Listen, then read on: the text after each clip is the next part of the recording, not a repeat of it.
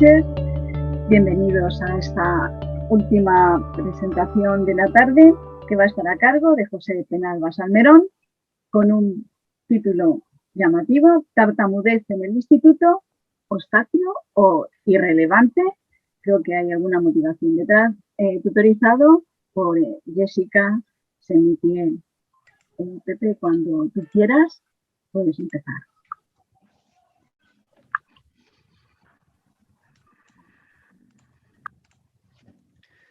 Buenas tardes. Con la venia del tribunal me dispongo a realizar la defensa oral de este proyecto de investigación titulado La realidad del tartamudez en el aula, y este es el orden que se va a seguir en esta presentación. Y en primer lugar se abordará la justificación, y James Earl Jones, el actor que le pone voz a Darth Vader o a Mufasa, entre muchos otros papeles, afirmó que una de las cosas más duras en la vida es no poder pronunciar las palabras que tu corazón desea decir. Y esto es una situación a la que la mayoría de tartamudos, por no decir todos, están acostumbrados, ya que para tartamudez la definición general en la que la mayoría de expertos coinciden es la siguiente: un trastorno de la comunicación provocado por una serie de reacciones químicas en el cerebro que afecta al ritmo habitual del habla y la fluidez, creando alargamientos de palabras y o sonidos y bloqueos, que suelen venir acompañados de gestos bruscos faciales.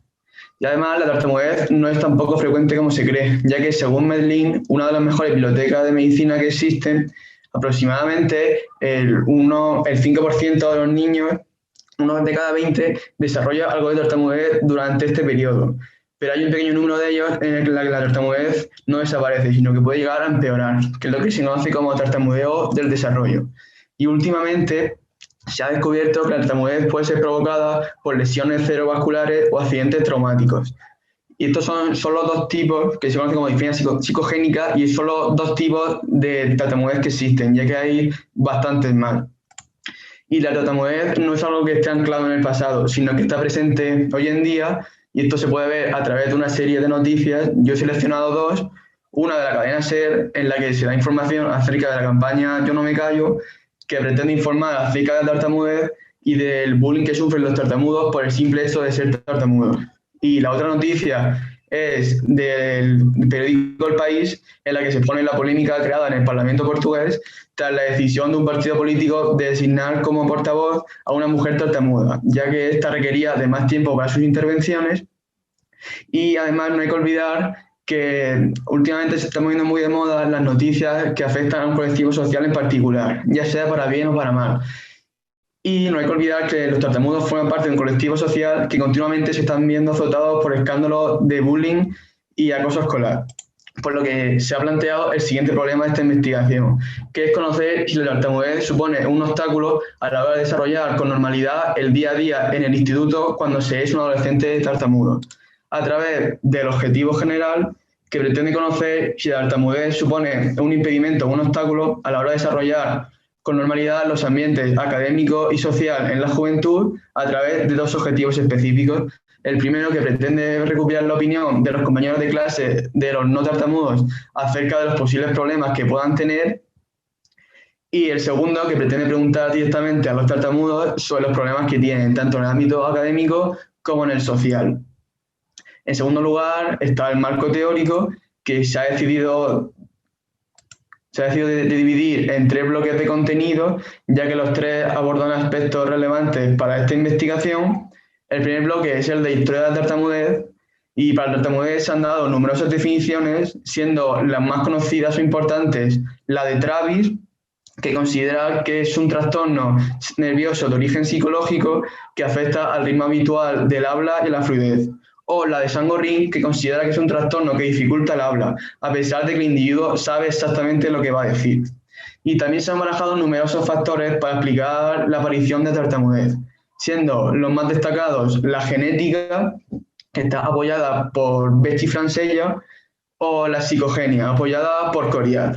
Y además, últimamente han surgido estudios que investigan si la tartamudez es una técnica aprendida, debido a la tendencia al bloqueo que presentan algunos tartamudos en unas situaciones determinadas. Y la tartamudez puede presentarse en una gran variedad de tipos, siendo los más conocidos o populares la disfemia clónica, que consta de repeticiones bruscas, nerviosas, involuntarias de palabras enteras o partes de palabras; la disfemia tónica, que consiste en una interrupción total del habla o un bloqueo total del sonido, ya sea por espasmos o inmovilidad muscular; y la tartamudez mixta o disfemia mixta, que es la más común de las tres y engloba síntomas de las dos anteriores. Y ante esta gran variedad de tipos, no hay una terapia universal, sino que depende más bien del usuario. Es decir, si el logopeda piensa que el paciente debe mejorar su fluidez, creará ejercicios enfocados a esto. Pero sin embargo, si otro considera que el principal problema aparece, por ejemplo, en el ritmo del habla, se enfocará a intentar paliar esto. Y en el segundo bloque se estudia todo lo relacionado con la tartamudez y los posibles problemas sociales que aparecen a raíz de esta. Y Loriente afirmó que a causa de la vergüenza y la deshonra pública, el tartamudo intenta alejarse o, en los casos más extremos, abandonar por completo el espacio sociolaboral. Y esto ocurre ya que cuando se habla con un tartamudo, la mayoría de los oyentes no saben cómo reaccionar.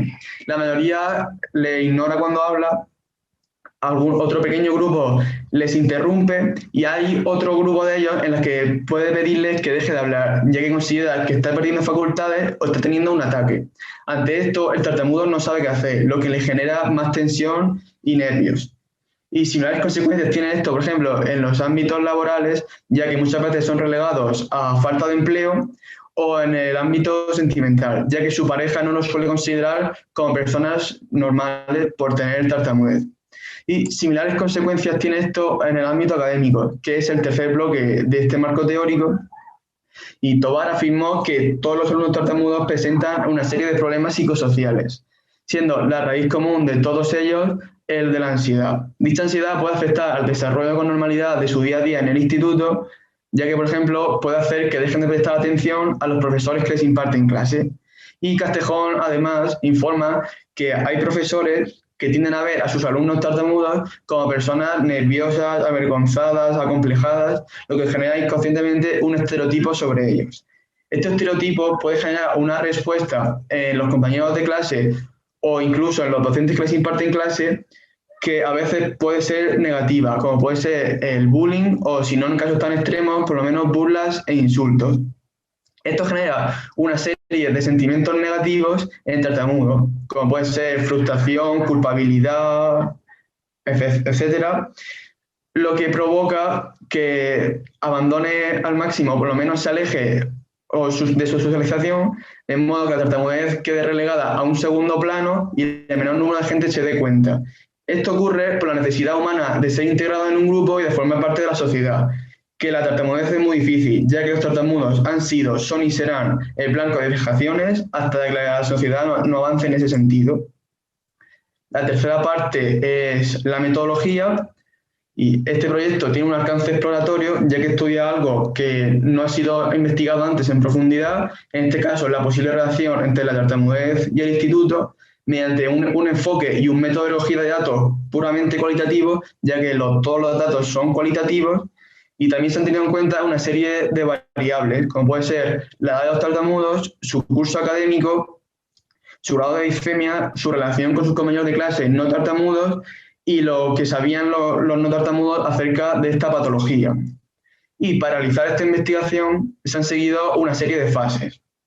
La primera fase es la fase preparatoria, en la que se realizó la justificación y una revisión bibliográfica buscando proyectos relacionados con la tartamudez, con los ámbitos social y académico y proyectos que relacionaran todo lo anterior para conformar el marco teórico, y además se definió la metodología que se iba a utilizar y los instrumentos, lo que llevó a una fase experimental, que es en la que se aplicaron los instrumentos para obtener los datos necesarios, que posteriormente se analizaron en la fase analítica con la ayuda de Excel y su organización por bloques temáticos, lo que llevó a, una vez que se tuvieron los resultados y las conclusiones, lo que llevó a la fase final, que es aquella en la que se realizó el póster de esta investigación, el resumen de páginas para el tribunal y, por último, una defensa oral del proyecto, no sin antes haber realizado una corrección exhaustiva del mismo.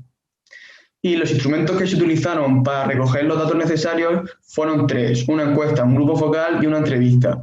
Por orden cronológico, el primero en utilizarse fue la encuesta, que se realizó a alumnos no tartamudos del centro de las clases donde no hubieran tartamudos, para intentar controlar lo que sabían acerca de esta patología. Pero como no se pudo acceder a su vida social y a su vida una vez abandonada el instituto, se optó por incluir una serie de preguntas de cultura general de esta patología, para realmente medir lo que sabían de la tartamudez. Y sus respuestas sirvieron para dar una conclusión al primer objetivo específico. A continuación, se utilizó el grupo focal, esta vez con algunos tartamudos del centro, y se les preguntó acerca de todos los problemas que tienen una vez que están en el instituto, tanto en el ámbito académico como en el social. Y se designó de tal manera que pudiera responder al segundo objetivo específico. Y ya por último, se utilizó la entrevista al escritor Jordi Sierra y Fabra, ya que reconoció en una de sus entrevistas que era tartamudo, y se le preguntó también acerca de las limitaciones que le impuso la tartamudez cuando estaba en el instituto, siendo adolescente, para intentar consolidar lo obtenido en los dos instrumentos anteriores. Y para realizar la experimentación se siguieron una serie de etapas. La primera etapa es la etapa preparatoria, en la que se dividieron a los instrumentos por bloques temáticos para favorecer su análisis posterior, y seleccionaron a los participantes de cada instrumento. Para realizar todo esto se tuvo que hacer una serie de permisos y certificados, ya que los participantes en la encuesta del grupo focal eran menores de edad y se requería de la autorización paterna o de los tutores legales, por lo que se tuvo que poner al corriente al orientador de este proyecto. Y después de esto se realizó la etapa experimental, en la que se aplicaron los instrumentos, y la encuesta se envió a los tutores de las clases seleccionadas, pidiéndole a sus alumnos que la respondieran en un plazo de 15 días y rogando máxima sinceridad. La entrevista también se envió a la asociación Jordi Sierra y Fabra, y luego fue el propio escritor el que se puso en contacto para devolver sus respuestas. Y por último se realizó una quedada con los alumnos tartamudos del centro para realizar el grupo focal. Y una vez se aplicaron los instrumentos, se llegó a la etapa analítica, que es aquella en la que se analizaron los datos obtenidos, y los datos se exportaron a Excel y se organizaron por bloques temáticos. Las respuestas de la encuesta se analizaron siguiendo la escala de Likert, que otorga unos valores a las opiniones cualitativas, ya sea, por ejemplo, en desacuerdo, muy en desacuerdo, etcétera. Y también se incluyeron respuestas dicotómicas que se analizaron prácticamente de forma autómata, y las respuestas del grupo focal y la entrevista, como ya he dicho, se organizaron por bloques temáticos, lo que llevó a la etapa final, que es en la que se obtuvieron los resultados y las conclusiones y se pusieron por escrito para dar por terminado la experimentación. A continuación se expondrán los resultados obtenidos en esta investigación, y en la encuesta los principales resultados mostraron que, como se puede ver en el gráfico de arriba a la izquierda, la mayoría de los alumnos encuestados extrajo todo lo que supo de casa, de las redes sociales y de los medios de comunicación. Y solo un pequeño número de ellos, el 14%, extrajo todo lo que supo de casa. Lo que se puede ver el desinterés aparente en la educación secundaria de informar acerca de esta patología. Como se puede también ver en el gráfico de arriba a la derecha, cuando se les preguntó acerca de cómo pensaban que eran de personalidad sus conocidos tartamudos, sus compañeros de clase tartamudos, las cualidades tímido, inseguro y nervioso fueron las más elegidas, rondando el 60 o el 70%, frente a solo un 4% de ellos, que reconoció que no tiene nada que ver el ser tartamudo con tener una u otra personalidad. Y por último, como se puede ver en el gráfico inferior, cuando se les preguntó acerca de si sus compañeros de clase tartamudos sufren insultos cuando hablan, el 61% de ellos respondió que sí, frente a solo el 39% de ellos que respondió que no.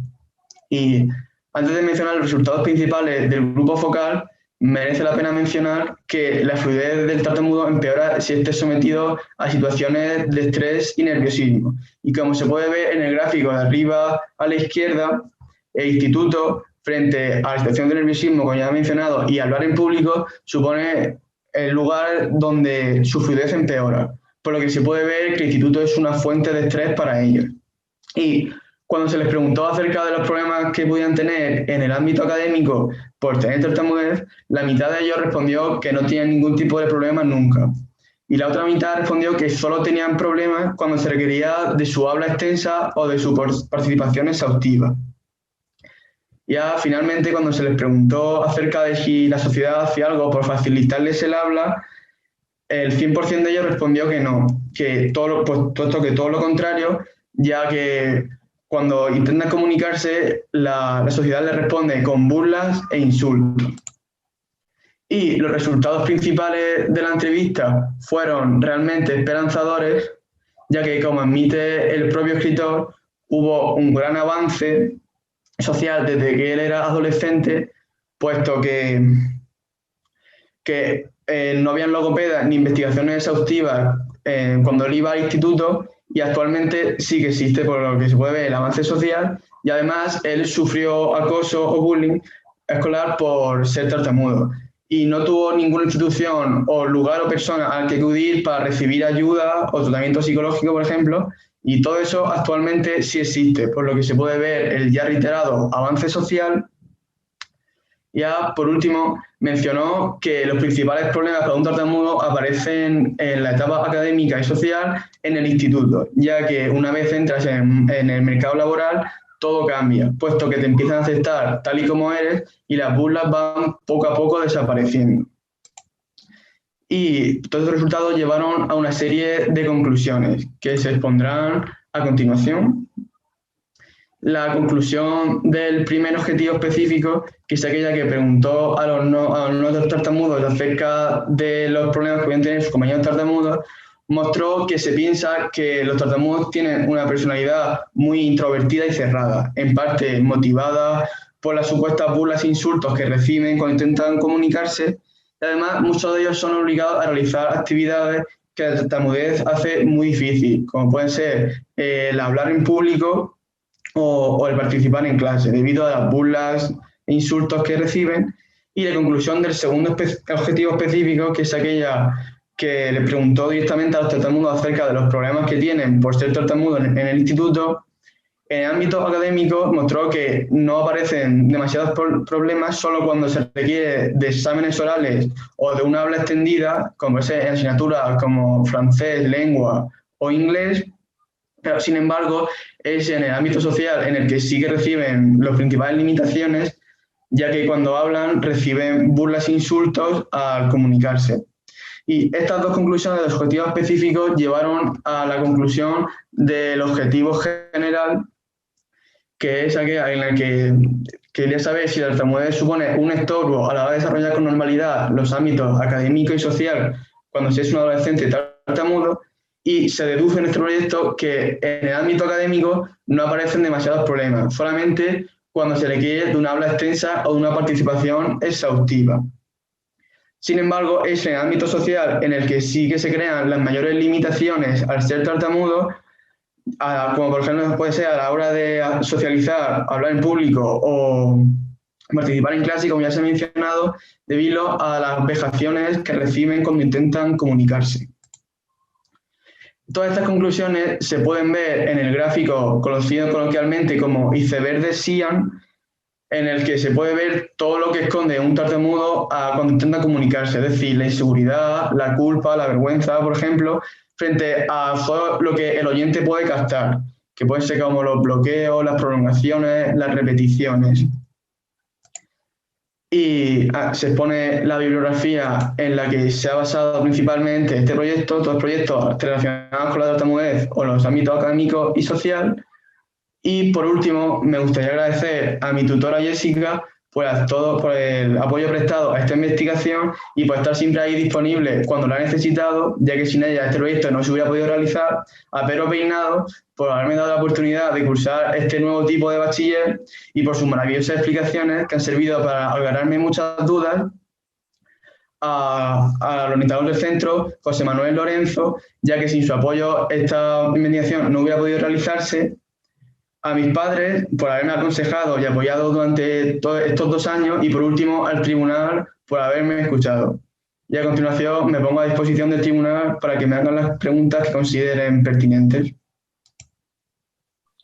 Muchísimas gracias, Pepe. Si todas las exposiciones tienen mérito, está más. Felicidades, enhorabuena y además muchas gracias por demostrar que un trabajo hecho con rigor y un análisis riguroso de un problema y una cuestión no tiene por qué estar exento de humanidad, así que nos ha regalado un final fantástico para la tarde con un trabajo tan conmovedor y tan profundamente humano a la vez que riguroso. Así que muchísimas gracias de verdad por la exposición, felicidades y es si querrás decir algo seguramente. Nada, ¿qué le digo a mi Pepe? Que ha sido duro y encima ha necesitado eso, el COVID con él o con su trabajo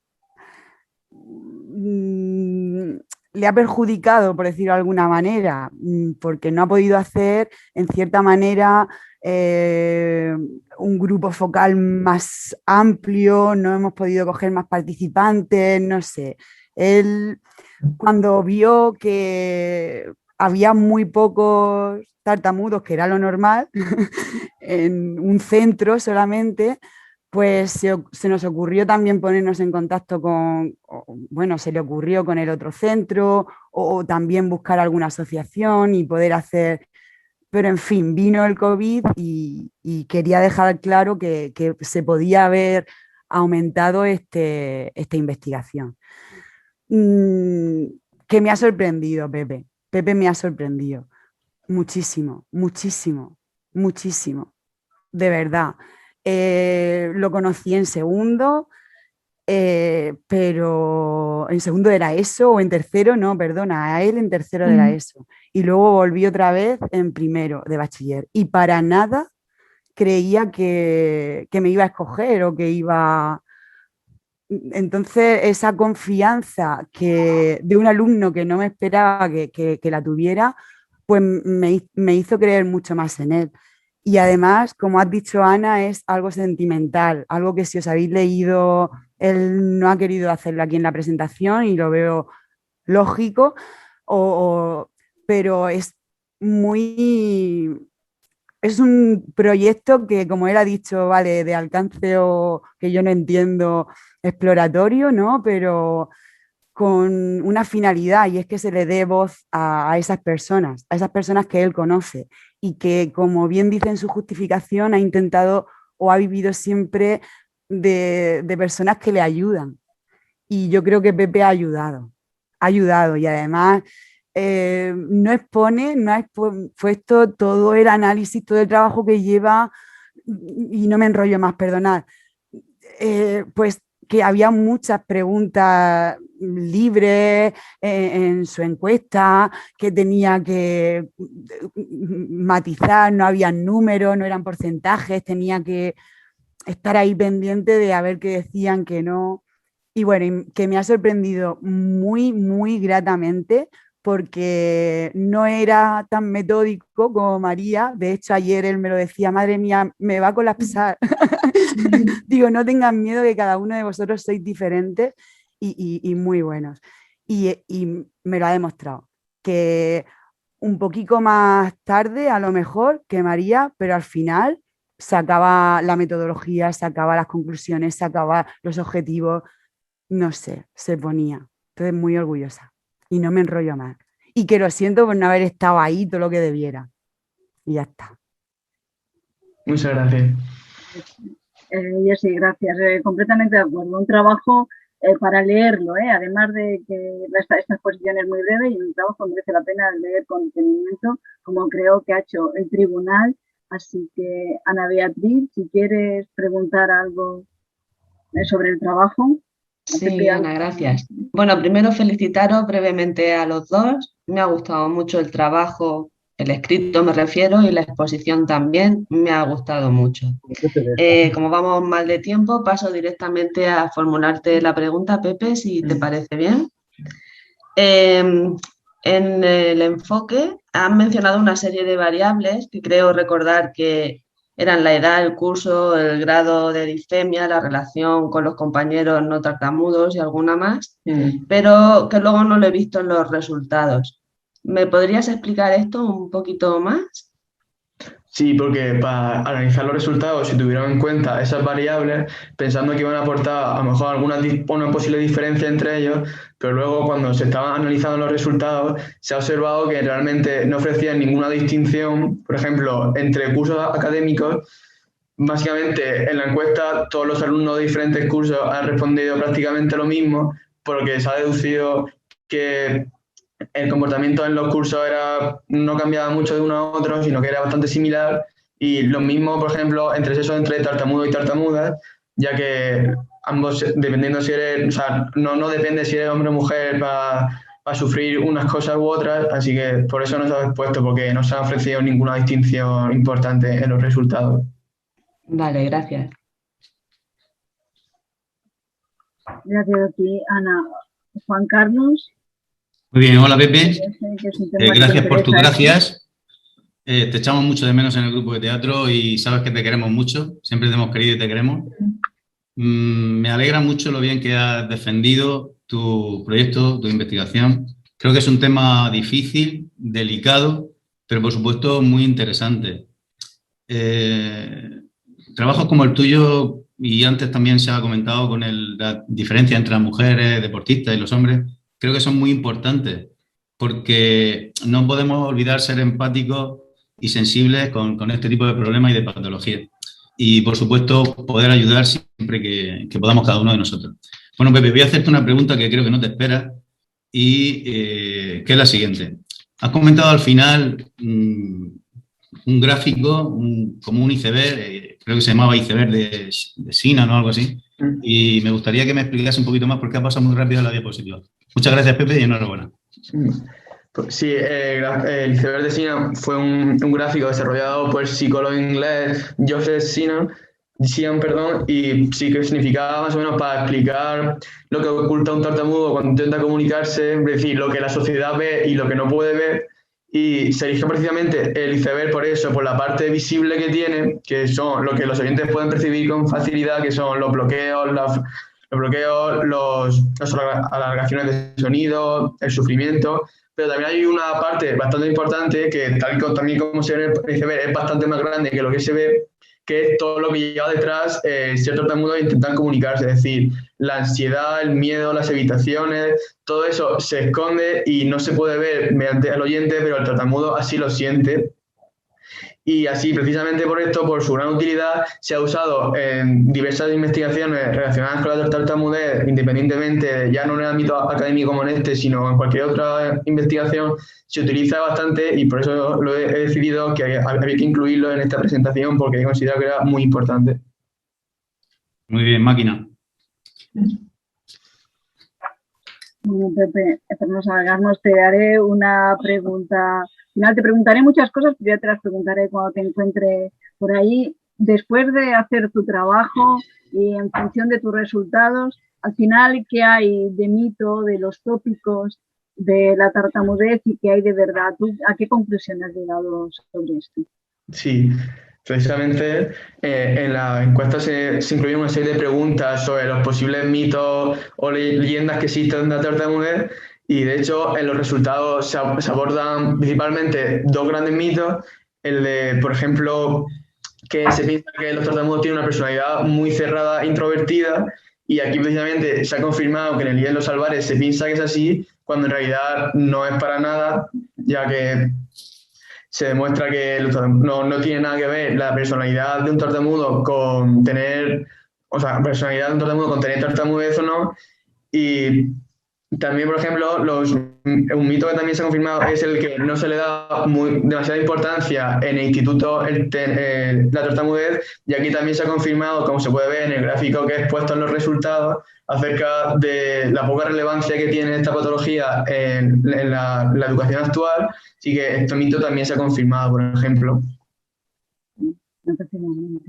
Bueno, Pepe, yo creo que expreso la opinión general del tribunal si digo que este tipo de trabajos le añaden un valor más al bachillerato de investigación, ¿no? Que es acercarnos a esa empatía, que estoy de acuerdo con Juan Carlos, que es necesaria y que constituye, pues casi nos convierten en una comunidad humana, además de una comunidad curiosa y que investiga y que estudia y que analiza las cosas con una metodología seria y rigurosa, que ya de eso se ocupa Pedro, de que no nos desviemos un milímetro.